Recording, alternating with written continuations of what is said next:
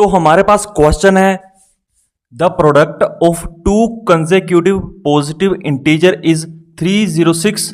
We need to find the integers. Two consecutive positive integers का मतलब है कि पहले एक फिर उसके बाद अगला नंबर, जैसे पहले दो उसके बाद तीन, जैसे पहले चार उसके बाद पांच। लेकिन यहां पर वो कौन से दो पॉजिटिव इंटीजर है हमें नहीं पता। मान लो पहला x है और दूसरा कौन सा है x+1, यानी कि उसके अगला।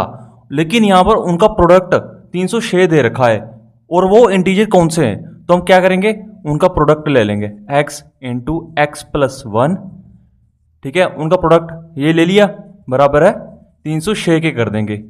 ठीक है, तो कितना हो जाएगा, हम इसका प्रोडक्ट खोल देंगे, खोल दिया, x को अंदर मल्टीप्लाई कर देंगे, x² बन जाएगा, 1 के साथ मल्टीप्लाई कर देंगे, सिंपल x आ जाएगा इज इक्वल टू 306। अब ये हमारे पास क्वाड्रेटिक इक्वेशन बन जाएगी। कैसे, x² प्लस x 306 इधर आकर माइनस का हो जाएगा। ठीक है, और इज इक्वल टू 0। तो अब ये हमारे पास क्वाड्रेटिक इक्वेशन बन गई जो इस फॉर्म में होती है ax² plus bx plus c is equal to 0। इस फॉर्म में बन गई। अब ये हमारे पास क्वाड्रेटिक इक्वेशन बन गई। अब हमें यहाँ पर x की वैल्यू निकालनी है अगर हमें ये इंटीजर फाइंड करने हैं। ठीक है, और वो हम दो तरीकों से पता कर सकते हैं, या तो हम क्वाड्रेटिक फार्मूला लगा लेंगे या हम फैक्टराइजेशन मेथड से लगा लेंगे। मैंने आपको पिछले क्वेश्चन में क्वाड्रेटिक फार्मूला लगाना बताया, इस समय में इस क्वेश्चन में मैं आपको फैक्टराइजेशन मेथड से बताऊंगा। वो कैसे होता है, उसमें क्या है कि आपको ये बीच वाला मिडिल टर्म को आपको दो टर्म में तोड़ना है। वो इस तरीके से तोड़ना है कि उनका जो प्रोडक्ट है वो इन दोनों के बराबर, प्रोडक्ट के बराबर आना चाहिए, और उनका जो सम है, उनका जो जोड़ है वो x के बराबर आना चाहिए। मानो अब मैं x को कैसे तोड़ूंगा, अब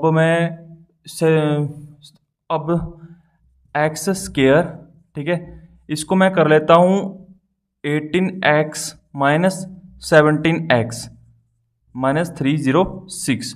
वो कैसे किया मैंने, अब देखो 18x माइनस 17x को अगर मैं आपस में मल्टीप्लाई करूंगा तो 30 माइनस 30x² आ जाएगा। वो कैसे, देखो जैसे मैंने गैस लगा लिया कि 17 इंटू 17 तो 289 के बराबर होते हैं, तो लेकिन अगर मैं 18x माइनस 17x करूं तो शायद मेरा 306 आ सकता है।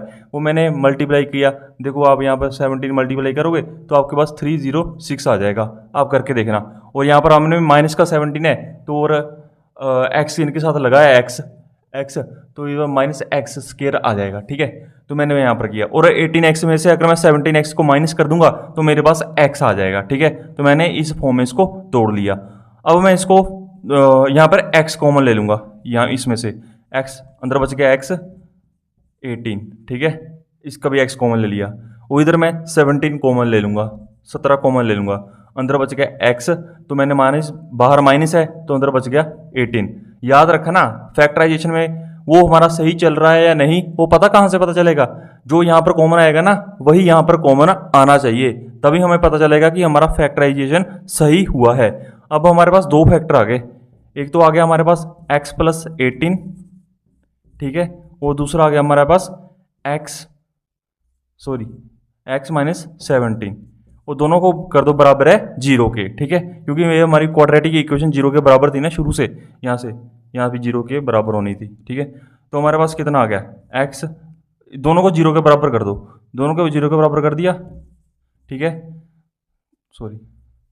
दोनों को 0 के बराबर कर दिया, ये भी 0 के बराबर, ठीक है, ये भी 0 के बराबर। यहाँ पर x इक्वल माइनस 18 आ गया, यहाँ पर x इक्वल टू 17 आ गया, क्योंकि जब हमने 0 की इधर किया 18 को, तो इधर प्लस से दूसरी साइड जाके माइनस का बन गया, ये माइनस का था तो दूसरी साइड जाके पॉजिटिव बन गया। और आपको पता है कि इंटीजर हमेशा पॉजिटिव होता है, तो हम इसको काउंट नहीं करेंगे। ठीक है, हम सिर्फ इसको काउंट करेंगे 17 को, क्योंकि ये पॉजिटिव आ रहा है। तो हमारे पास x की वैल्यू क्या आ गई, 17 आ गई, तो हम यहाँ पे भर देंगे। एक नंबर तो हमारा 17 हो गया और दूसरा हमारा 17 प्लस 1 18 हो गया। तो ये है हमारे वो इंटीजर। ठीक है, फाइंड द इंटीजर, तो ये है हमारे वो इंटीजर। आप इनको मल्टीप्लाई करके देख लो, आपके पास कितना आ जाएगा 306। ठीक है, तो ऐसे होगा ये सोल्व। ठीक है, फैक्टराइजेशन मेथड, इसको याद रखना।